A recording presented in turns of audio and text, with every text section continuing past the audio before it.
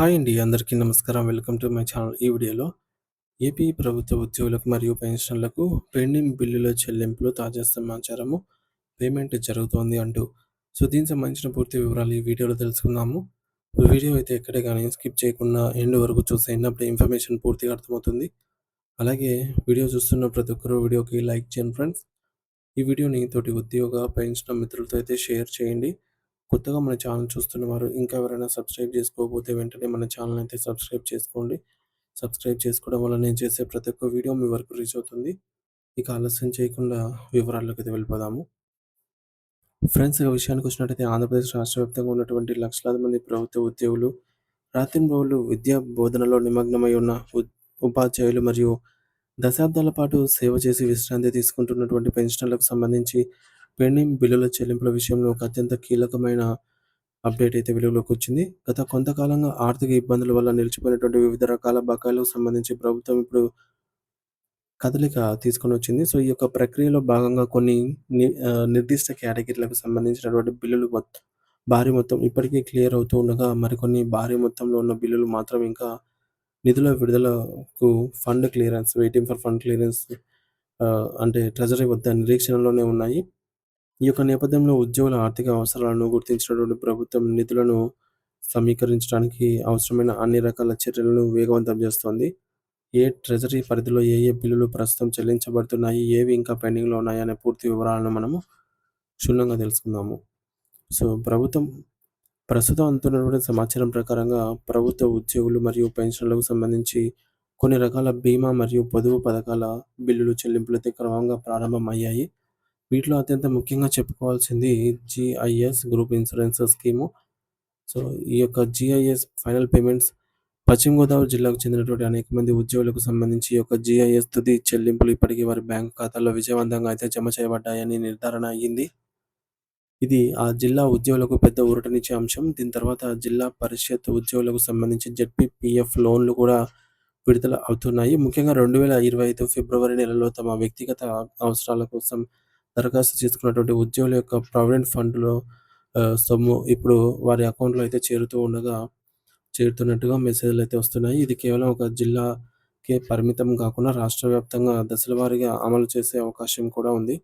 అదేవిధంగా ఆంధ్రప్రదేశ్ ప్రభుత్వ జీవిత బీమా, ఏపీజీఎల్ఐ లోన్లు మరియు రిటైర్డ్ ఉద్యోగులకు అందాల్సిన గ్రాట్యుటీ బిల్లుల విషయంలో కూడా సానుకూల పురోగతి అయితే కనిపిస్తుంది. రాష్ట్ర వ్యాప్తంగా ఉన్న వివిధ ట్రెజరీల నుండి ఏపీజీఎల్ఐ లోన్లు మరియు గ్రాట్యుటీకి సంబంధించి బిల్లులు క్రమంగా క్లియర్ అవుతున్నాయి. దీనివల్ల వేలాది మంది ఉద్యోగుల కుటుంబాలకు ఆర్థికంగా వెసులుబాటు అయితే కలుగుతుంది. ఇప్పటివరకు అందిన తాజా సమాచారం ప్రకారం డిసెంబర్ 2025 వరకు పెండింగ్‌లో ఉన్న బిల్లులలో ఎక్కువ శాతం ఇప్పటికే జమ అయినట్టుగా తెలుస్తోంది. ఆరోగ్య సమస్యల రీత్యా ఉద్యోగులు పెట్టుకున్నటువంటి మెడికల్ రియంబర్స్‌మెంట్ బిల్లులు కూడా ఇప్పుడు వెలుగులోకైతే చూస్తున్నాయి. అత్యవసర చికిత్సల కోసం ఉద్యోగులు తమ సొంత డబ్బు ఖర్చు పెట్టుకుంటున్న నేపథ్యంలో ఈ యొక్క మెడికల్ బిల్లులు మరియు వాటికి సంబంధించి జీఎస్టీ మొత్తాలు కూడా కొన్ని చోట్ల జమ అవ్వటం విశేషం. మరోవైపు కాంట్రిబ్యూటరీ పెన్షన్ స్కీమ్ సీపీఎస్ పరిధిలో ఉన్నటువంటి ఉద్యోగులకు కూడా ఒక మంచి వార్త అందింది.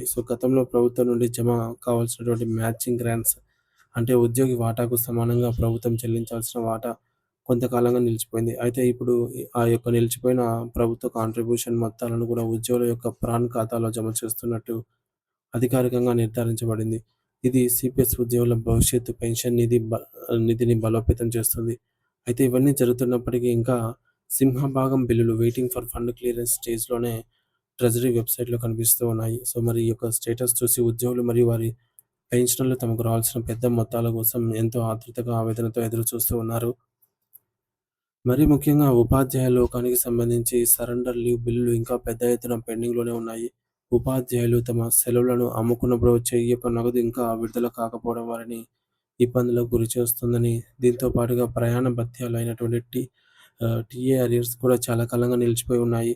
విధి నిర్వహణలో భాగంగా వివిధ ప్రాంతాలకు ప్రయాణించినప్పుడు అయ్యే ఖర్చులను ప్రభుత్వం ఇంకా రీయింబర్స్‌మెంట్ చేయాల్సి ఉంది. ఇక రిటైర్డ్ ఉద్యోగుల పరిస్థితి మరింత ఆందోళనకరంగా ఉంది. వారు తమ సర్వీస్ కాలంలో దాచుకున్నటువంటి సంపాదిత సెలవులు, ఎర్న్డ్ లీవ్స్ నగదు చెల్లింపు ఇంకా పెండింగ్‌లోనే ఉన్నాయి. అలాగే పెన్షన్ కమ్యుటేషన్‌కు సంబంధించి 300 రోజుల నగదు మార్పిడి బిల్లులు కూడా ఇంకా క్లియర్ కాలేదు. ఇది పెన్షనర్ల చేతికి డబ్బు లేని పరిస్థితిని కల్పిస్తోంది. అయితే 11వ పీఆర్సీకి సంబంధించిన బకాయిలు, పెన్షన్‌లకు ఇంకా పూర్తి స్థాయిలో విడుదల కాలేదు. జీవితాంతం కష్టపడి రిటైర్ అయిన వృద్ధులకు వారి యొక్క మెడికల్ బిల్లులు కూడా పెండింగ్‌లో ఉండటం బాధాకరం. పోలీస్ శాఖలో పనిచేస్తున్న మన పోలీస్ సోదరులకు కూడా టీఏ మరియు సరెండర్ లీవ్ బిల్లులు ఆగిపోయి ఉన్నాయి. సో,